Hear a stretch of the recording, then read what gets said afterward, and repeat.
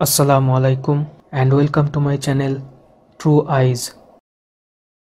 সূরা কাহাফ সম্পর্কে কয়েকটি ভিডিওতে বলেছিলাম, কোরআনে এই সূরার অনেক কিছুই ক্রিপ্টিক ওয়েতে ধাঁধার আকারে বলা হয়েছে, যেগুলো ট্রান্সলেশন পড়লে সেরকম কিছুই বুঝতে পারবেন না। এমনকি হাদিসেও স্পষ্ট করে কোনো কিছু বলা নেই। তাবেঈনদের মধ্যে সেগুলো সম্পর্কে ভিন্ন ভিন্ন মতামত ছিল, ডিফারেন্ট ইন্টারপ্রিটেশন ছিল। এই ভিডিওটি দেখলে ইনশাআল্লাহ এই বিষয়ে ধারণা স্পষ্ট হবে। আসলেই কারা ছিলেন ওই যুবকরা, আর কেনই বা রহস্যময় গুহাতে তারা আশ্রয় নিয়েছিলেন, সেই বিষয়ে স্বচ্ছ ধারণা হবে। যারা ইয়াজুজ ও মাজুজ এবং জুলকারনাইন আলাইসাল্লাম সম্পর্কে খ্রিস্টান ও ইহুদি ধারণায় প্রভাবিত থিওরিগুলো প্রচার করেন, তাদের ভিডিওটি অবশ্যই দেখা উচিত। এটা হবে অত্যন্ত গুরুত্বপূর্ণ একটি রহস্যোন্মোচন। গভীর সত্যের সন্ধান পাবেন ইনশাআল্লাহ, যেটা এইভাবে এর আগে কেউ কানেক্ট করতে পেরেছে নাকি জানা নেই। তবে অবশ্যই কিছু মানুষ আছেন যারা কাহাববাসীদের সম্পর্কে সত্যিটা জানেন, তবে তাদের সংখ্যা কম, যেমনটা কোরআন নিজেই বলেছে। এই সম্পর্কিত যে ভিডিওগুলো এর আগে আমি দিয়েছিলাম, সেগুলো প্রায় সম্পূর্ণভাবে অ্যানালাইসিসের উপর ভিত্তি করে। সেখানে বলেছিলাম ওই কাহাফকে দিয়ে আসলে পৃথিবীর অভ্যন্তরকে বোঝানো হয়েছে, ইনার আর্থকে বোঝানো হয়েছে, যাকে এক প্রকার গুহা বলা যায়, অত্যন্ত বিস্তৃত গুহা। কাহাফ শব্দটা ব্যবহার হয় সেই গুহার জন্যে যেটার ভিতর অত্যন্ত বিস্তৃত, পৃথিবীর অভ্যন্তরের বিস্তৃত ভূমি। যেটা কতটা বিস্তৃত সেটা অনেকেই কম্প্রিহেন্ড করতে পারে না। আমাদের ভূপৃষ্ঠের উপরে যে বিস্তৃতি আমরা দেখতে পাই তার থেকেও বেশি বিস্তৃত, কারণ সেখানে অনেকগুলো লেয়ারও আছে, আর সেই লেয়ার্সগুলোতে ইনহ্যাবিটেন্সও আছে, বসবাসকারী। এটা বেশিরভাগ মানুষ কল্পনার মধ্যেও আনতে পারে না, কারণ তথাকথিত এডুকেশন সিস্টেম বিজ্ঞানের নামে শিখিয়ে রেখেছে পৃথিবীর সেন্টার হলো আয়রন ও নিকেলের কোর, আর পৃথিবীর অভ্যন্তরের বেশিরভাগ অংশ কঠিন ধাতু দিয়ে তৈরি, যেটা আসলে সম্পূর্ণভাবে একটি ভুল থিওরি। আসলে পৃথিবীর অভ্যন্তর কঠিন ধাতু দিয়ে তৈরি না, বরং সম্পূর্ণ আলাদা তার গঠন। হাজার হাজার মাইল গভীরে লুকিয়ে আছে অপার রহস্য, যা যুগে যুগে বেশিরভাগ মানুষের কাছে অজানাই থেকে গেছে। পৃথিবীর একদম সেন্টারে একটি সূর্য আছে, অনেকটা আমাদের বাইরের সূর্যের মতোই, আর রয়েছে বিস্তৃত ক্ষেত্র, বিভিন্ন স্তর বা রেলমে বিভক্ত। এগুলোর মধ্যে আছে মানুষ, আল্লাহর তৈরি বিভিন্ন ক্রিয়েচার্স, এমনকি ডেড সোলসরাও আছে সেখানে। মৃত্যুর পর খারাপ সোলদের ঠাঁই হয় সিজ্জিনে, যেটাও এই পৃথিবীর অভ্যন্তরেই অবস্থিত, আমাদের পায়ের নিচে, কঠিন স্তরের অনেকটাই নিচে। সোভিয়েত ইউনিয়ন 1970 সালে কোলা পেনিনসুলার উপরে রাশিয়া ও নরওয়ের বর্ডারের কাছে একটি বোরহোল খনন করতে শুরু করে পৃথিবী পৃষ্ঠের অভ্যন্তরে। 1979 সালে যেটা এখন পর্যন্ত ম্যানমেড সবচেয়ে গভীরতম বোরহোলে পরিণত হয়। 9 ইঞ্চির বোরহোলটির গভীরতা হয়েছিল প্রায় 7.5 মাইল। এরপরে একটি অদ্ভুত ঘটনা ঘটে।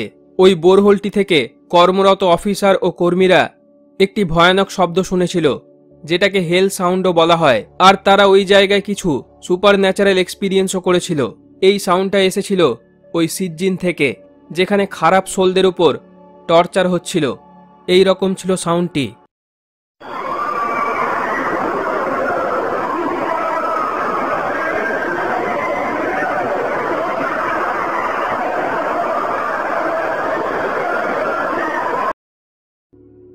আসুন এবার আসল বিষয়ে। এবার আমার ওই অ্যানালাইসিসের প্রমাণ উত্থাপন করব। সত্যিই যে ওই অ্যানালাইসিসগুলো সঠিক ছিল সেটা উপলব্ধি করতে পারবেন। ওই যুবকরা পৃথিবীর সেন্টারের কাছে গিয়েছিল এবং সেখানে তারা ওই সূর্যের কাছাকাছি অবস্থান করেছিল, আর ওইখানেই তাদেরকে 309 বছর ঘুমের মধ্যে রেখেছিলেন আল্লাহ।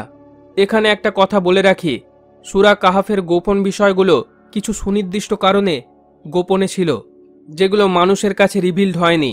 তবে এখন যেহেতু আমি অনেকের মাঝে বিষয়টি বলতে পারবো, এর অর্থ হয়তো এগুলো জানার সময় হয়েছে। আর আমরা এখন এন্ড টাইমের মধ্যেই আছি, যখন এই বিষয়গুলো একে একে আনফোল্ড হতে থাকবে, আর সেগুলো হবে অদূর ভবিষ্যতেই।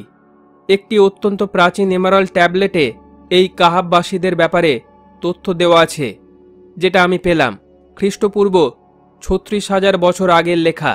অ্যাটলান্টিসের একজন প্রিস্ট কিং থট এই লেখাগুলো লিখেছিলেন, যার মধ্যে 10টি ট্যাবলেট ছিল।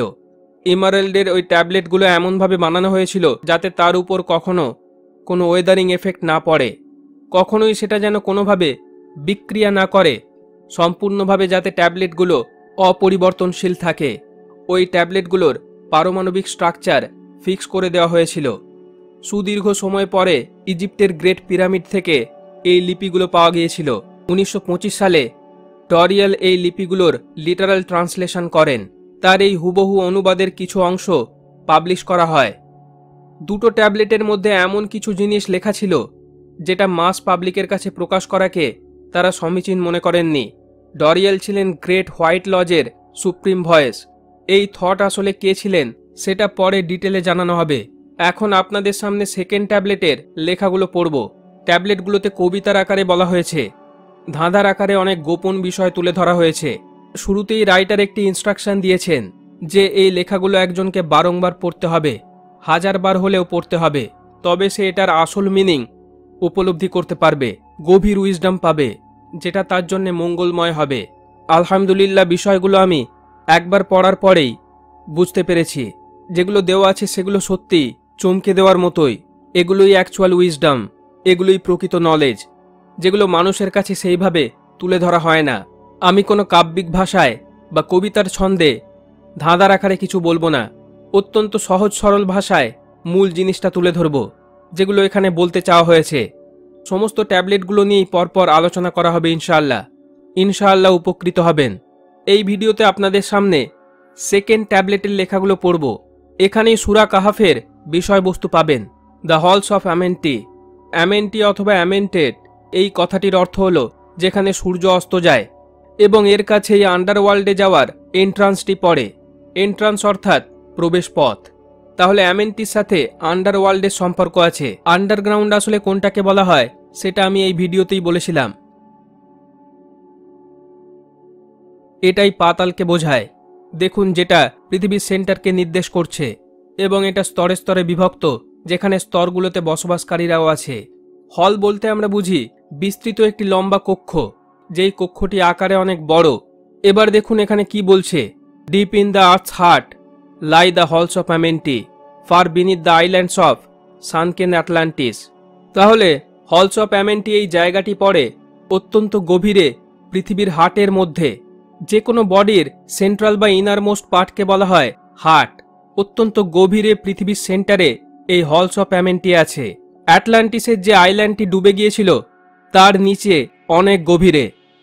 Halls of the dead and halls of the living, এটা মৃতদের জায়গা আবার জীবিতদেরও।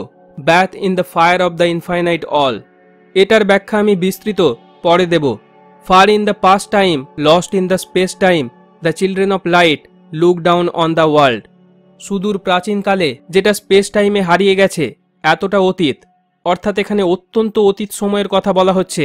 মানুষদের চিলড্রেন অফ লাইট বা আলোর সন্তান বলা হয়েছে। মানুষ অ্যাকচুয়ালি লাইট বিইং, তারা এনার্জি বিইং, যেটা সম্পর্কে আমি এই ভিডিওতে বলেছি। The children of light look down on the world, পৃথিবীর নিচের দিকে তাকিয়েছিল বা কনসেন্ট্রেট করেছিল পৃথিবীর নিচের দিকে।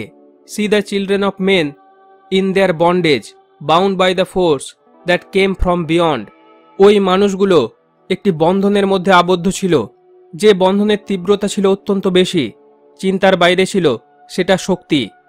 নিউ দে, তারা জানত that only by freedom from bondage could man ever rise from the earth to the sun, তারা এই বন্ধন থেকে মুক্তি পেতে চেয়েছিল। তারা জানত এটার মাধ্যমেই তারা উঁচুতে উঠতে পারবে। যে কিছু মিনিংগুলো আমি এখন স্কিপ করব সেগুলো ডিটেলে পরে আলোচনা করা হবে। Down they descended and created bodies taking the semblance of the men as their own, তারা নিচের দিকে যায় বা নিচের দিকে অবতরণ করে। এখানে পৃথিবীর অভ্যন্তরে যাওয়ার কথা বলা হচ্ছে। তারা নিচের দিকে নামে। The masters of everything said after their forming, we are they who are formed from the space dust, partaking of life from the infinite all, living in the world as children of men, like and yet unlike the children of men. তারা যখন নিজেদেরকে উচ্চ স্থানে নিয়ে যেতে পারবে, নিজেদের higher self achieve করতে পারবে, তখন তারা অন্য বডি ধারণ করবে। তারা মানুষ হলেও অনেকটা আবার মানুষের মতো না। কিছুটা আমি ছুঁয়ে গেলাম, এগুলো ডিটেলে আলোচনা করার দরকার আছে। এরপরে দেখুন আরও স্পষ্টভাবে বলা আছে, then for a dwelling place far beneath the earth crust, এখানে একটি জায়গার কথা বলা হচ্ছে যেখানে অনেক বাসিন্দারা আছে, যেখানে বসবাসকারীরা আছে ওই জায়গার বাসিন্দারা। সেটা কোথায় অবস্থিত? Far beneath the earth crust, পৃথিবীর ভূপৃষ্ঠের অনেক অনেক নিচে। Blasted great spaces they by their power, ওই জায়গাটি ব্যাপক বিস্তৃত। Spaces apart from the children of men, কিন্তু মানুষদের থেকে আলাদা করে রাখা হয়েছে জায়গাটি। Surrounded them by forces and power, এবং এই জায়গাটিকে ঘিরে আছে বল এবং শক্তি। Shielded from harm they the halls of the dead, মৃত যারা আছে তাদের ক্ষতি থেকে রক্ষা কবচ দেওয়া আছে। Side by side then place the other spaces, side by side, পাশাপাশি ডিফারেন্ট স্পেস আছে, অনেক ডিফারেন্ট জায়গা আছে। যে স্তরে স্তরে ভাগের কথা বলেছিলাম সেটার সাথে এটার মিল পাওয়া যায়। ফিল দেম উইথ লাইফ, এবং এই স্পেসগুলো জীবন দিয়ে পূর্ণ, অর্থাৎ এখানে বসবাসকারীরা আছে। And with life from above builded they then the halls of Amenti that they might dwell eternally there living with life to eternities end. এইভাবেই হলস অফ অ্যামেন্টি বা পৃথিবীর ওই কেন্দ্রের অঞ্চলটি তৈরি, যেখানে তারা চিরকাল থাকবে। চিরকালের কথা কেন বলা হয়েছে সেটাও পরে এক্সপ্লেন করা হবে। 30 and 2 were there of the children, 32 জন ছিল তারা। Sons of light who had come among men, মানুষদের মধ্যে থেকে 32 জন তারা এসেছিল। Seeking to free from the bondage of darkness, অন্ধকারের বন্ধন থেকে মুক্তি পাওয়ার জন্য। Those who are bound by the force from beyond, চিন্তাতীত ক্ষমতা সম্পন্ন একটি বলের বন্ধনে আবদ্ধ ছিল তারা, যে ফোর্সটি ছিল ডার্ক ফোর্স, খারাপ ফোর্স। এবার এইটুকু লেখার সাথে কোরআনের মিল দেখব। যে যুবকরা গুহায় আশ্রয় নিয়েছিল তারা কেন গুহায় গিয়েছিল? কারণ তারা এইরকমই একটি খারাপ ফোর্সের মাধ্যমে বন্ধনে আবদ্ধ হয়ে গিয়েছিল। তারা একটি সিস্টেমের বন্ধন থেকে নিজেদেরকে মুক্ত করতে আল্লাহর শরণাপন্ন হয়েছিল। সূরা কাহাফের 10 নম্বর আয়াতে বলা হচ্ছে, যখন যুবকরা গুহায় আশ্রয় নিল অতঃপর বলল, হে আমাদের রব, আমাদেরকে আপনার পক্ষ থেকে রহমত দিন এবং আমাদের জন্য আমাদের কর্মকাণ্ড সঠিক করে দিন। এরপর 13 নম্বর আয়াত থেকে আমি তোমাকে তাদের সংবাদ সঠিকভাবে বর্ণনা করছি। নিশ্চয়ই তারা কয়েকজন যুবক যারা তাদের রবের প্রতি ঈমান এনেছিল এবং আমি তাদের হিদায়াত বাড়িয়ে দিয়েছিলাম। যখন তারা উঠেছিল আমি তাদের অন্তরকে দৃঢ় করেছিলাম। তখন তারা বলল, আমাদের রব আসমানসমূহ ও জমিনের রব, তিনি ছাড়া কোনো ইলাহকে আমরা কখনো ডাকব না। যদি ডাকি তাহলে নিশ্চয়ই আমরা গর্হিত কথা বলবো। এরা আমাদের কম, তারা তাকে ছাড়া অন্যান্য উপাস্য গ্রহণ করেছে। কেন তারা তাদের ব্যাপারে স্পষ্ট প্রমাণ উপস্থিত করে না? অতএব যে আল্লাহর ব্যাপারে মিথ্যা ছড়ায় তার চেয়ে বড় জালিম আর কে? আর যখন তোমরা তাদের থেকে আলাদা হয়েছ এবং আল্লাহ ছাড়া যাদের তারা উপাসনা করে তাদের থেকেও তখন গুহায় আশ্রয় নাও, তাহলে তোমাদের রব তোমাদের জন্য তার রহমত উন্মুক্ত করে দেবেন এবং তোমাদের জন্য তোমাদের জীবন উপকরণের বিষয়টি সহজ করে দেবেন। স্পষ্টতই তারা একটি খারাপ বন্ধন থেকে মুক্ত হতে চেয়েছিল, যেমনটা হলস অফ অ্যামেন্টিতে বলা হচ্ছে। এটার সাথে দাজ্জালের তৈরি করা ম্যাট্রিক্সের সম্পর্ক আছে, আর এই কারণেই দাজ্জালের ফিতনা থেকে মুক্তির জন্যেও সূরা কাহাফের আয়াতগুলো পড়তে বলা হয়েছে। এরপরে আরও ইন্টারেস্টিং বিষয়গুলো বলা আছে দেখুন। Deep in the halls of life grew a flower, flaming, expanding, driving backward the night, placed in the center a ray of great potence, life giving, light giving, filling with power of all who came near it. একদম গভীরে ওই হলে আছে একটি life giving পাওয়ার, জীবনদায়ী শক্তি, যেটাকে কবিতার ভাষায় ফুলের সাথেও তুলনা করা হচ্ছে, আবার আগুনের সাথেও তুলনা করা হচ্ছে। এটা অন্ধকারকে দূর করে দেয়। এটা একদম সেন্টারে অবস্থিত। এটার মধ্যে গ্রেট পোটেন্সিয়ালিটি আছে, ব্যাপক শক্তি আছে। পৃথিবীর সেন্টারে থাকা যে সূর্যের কথা আমি বলেছি, এটাই সেই লাইট গিভিং সোর্স। এটাই সেই সূর্য যেটা জীবন দান করতে পারে, যেটা শক্তি ব্যাপক। যারাই এর সামনে আসে তারাই শক্তি অর্জন করে। Place they around it thrones, এই সোর্সটির বা এই সূর্যটির চারদিকে সিংহাসন রাখা হয়। 2 and 30, 32 জনের জন্যে। Placed for each of the children of light, প্রত্যেকের জন্যে, অর্থাৎ ওই 32 জনের জন্যেই সিংহাসন রাখা হয়। Placed so that they were bathe in the radiance, ওই সিংহাসনগুলো এমনভাবে রাখা হয়েছিল যাতে তারা ওই রশ্মি বা বিকিরণে স্নান করতে পারে, রশ্মি সিক্ত হতে পারে। Filled with the life from the eternal light, যাতে তারা এই চিরস্থায়ী লাইট থেকে শক্তি সঞ্চয় করতে পারে। their time after time placed they their first created bodies, so that they might be filled with the spirit of life. 100 years out of each 1,000 must the life-giving light flame forth on their bodies, quickening, awakening the spirit of life. এবং এই লাইটগুলো তাদের শরীরে শত শত বছর ধরে পড়তে হবে, যাতে তারা জেগে উঠতে পারে, তাদের যে স্পিরিট অফ লাইফ সেটা জাগ্রত হয়ে যেতে পারে। এই ভিডিওতে আমি এই স্পিরিট অফ লাইফের কথাই বলেছিলাম, যেটাকে জাগ্রত করে তুলতে হয়। তাহলে এখানে একটা উপায়ের কথা বলা হচ্ছে যে এই সূর্যের চারিদিকে যারা অবস্থান করে তারা সেটার রশ্মি নিজেদের শরীরে নিয়ে তাদের ইনার শক্তিকে জাগ্রত করে তুলতে পারে। এবার দেখুন এই সম্পর্কে কোরআনে যা বলা আছে সেটা শুনলে আপনি চমকে উঠবেন। যে আয়াত পর্যন্ত আমি পড়েছিলাম তার পরের আয়াতেই দেখুন লেখা আছে, আর তুমি দেখতে পেতে সূর্য উদিত হলে তাদের গুহার ডানে তা হেলে পড়ছে, আর অস্ত গেলে তাদেরকে বামে রেখে কেটে যাচ্ছে, তখন তারা ছিল তার আঙিনায়। এগুলো আল্লাহর আয়াত সমূহের কিছু। এখানে আয়াত অর্থাৎ চিহ্ন বা প্রমাণ। আল্লাহ যাকে হেদায়েত দেন সে হেদায়েত প্রাপ্ত, আর যাকে ভ্রষ্ট করেন তুমি তার জন্য পথ নির্দেশকারী কোনো অভিভাবক পাবে না। তুমি তাদেরকে মনে করতে জাগ্রত, অথচ তারা ছিল ঘুমন্ত। আমি তাদেরকে পাশ পরিবর্তন করাচ্ছি ডানে ও বামে, এবং তাদের কুকুরটি আঙিনায় তার সামনে দুপা বাড়িয়ে আছে। যদি তুমি তাদেরকে উঁকি মেরে দেখতে তবে নিশ্চয়ই তাদের থেকে পেছনে ফিরে পালিয়ে যেতে, এবং অবশ্যই তাদের কারণে ভীষণ ভীত হতে। আর এমনিভাবে আমি তাদেরকে জাগিয়ে তুলেছিলাম যাতে তারা পরস্পর জিজ্ঞাসা করে। তাদের একজন বলল, তোমরা কতক্ষণ অবস্থান করলে? তারা বলল, আমরা একদিন অথবা একদিনের কিছু অংশ অবস্থান করেছি। তারা বলল, তোমরা কতক্ষণ অবস্থান করেছ সে ব্যাপারে তোমাদের রবই অধিক জানে। তাই তোমরা তোমাদের কাউকে তোমাদের এই রৌপ্য মুদ্রাগুলো দিয়ে শহরে পাঠাও, অতঃপর সে যেন দেখে শহরের কোন খাবার একেবারে ভেজাল মুক্ত, তখন সে যেন তোমাদের জন্য তা থেকে কিছু খাবার নিয়ে আসে।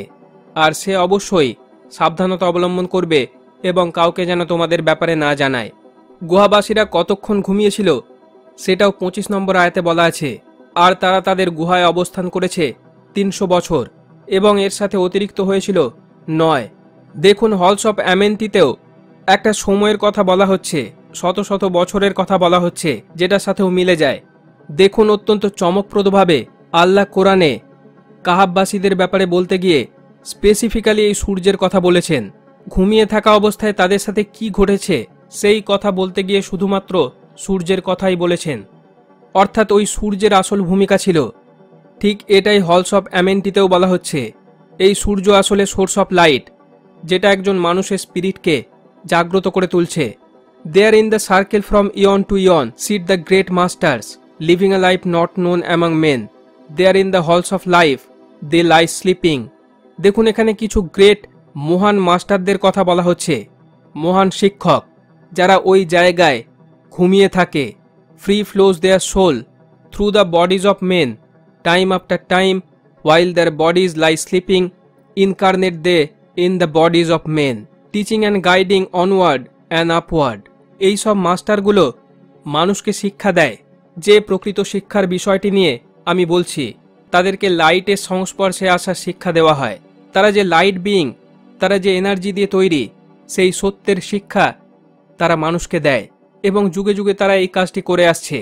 Teaching and guiding onward and upward out of the darkness into the light. তারা অন্ধকার থেকে মানুষকে আলোর দিকে নিয়ে আসতে চায়। There in the hall of life fill with their wisdom known not to the races of man. পৃথিবীর সেন্টারের ওই জায়গাটি তাদের উইজডম দিয়ে পূর্ণ, কিন্তু এই ব্যাপারে মনুষ্য জাতিরা জানেই না। Living for ever beneath the cold fire of life. তারা নিচে চিরকাল ধরে বসবাস করে চলেছে। Sit the children of light. তারাই হলো আলোর সন্তানরা। Times there are when they awaken, come from the depths of the lights among men, infinite they among finite. এবার দেখুন এই প্যারাতে কি বলছে, seated within the flower of radiance sit 7 lords. ওই সূর্যটির চারিদিকে, যেটাকে ফ্লাওয়ার বলা হচ্ছে, তার চারিদিকে 7 জন লর্ড বসেন। from the space time above us, helping and guiding through infinite wisdom, the pathway through time of the children of men, mighty and strange, they veiled with their power, silent, all-knowing, drawing the life force. Different yet one with the children of men, I different and yet one with the children of light. এই যে 7 জন লর্ডের কথা বলা হচ্ছে, তারা ওই সূর্যের কাছাকাছি সূর্য কিরণের মধ্যে বসেন। তাদের কাছে সমস্ত উইজডম আছে। তারা অন্যান্য মানুষকে গাইড করেন প্রকৃত সত্য জানতে। তাদেরকে অন্ধকার থেকে আলোর দিকে নিয়ে আসেন। এখন এখানে একটি ছোট্ট ক্ল্যারিফিকেশন দরকার। এই যে 32 জনের দলটির কথা বলা হচ্ছে, যারা পৃথিবীর অভ্যন্তরে গিয়েছিল, তারা কিন্তু প্রথম দল নয়। প্রথম দল হলো এই 7 জন লর্ড, যারা সর্বপ্রথম এসেছিলেন। যারা কতটা প্রাচীনকালে এসেছিলেন সেটা এখন আর বলা যাচ্ছে না। স্পেস টাইমে সেটা হারিয়ে গেছে।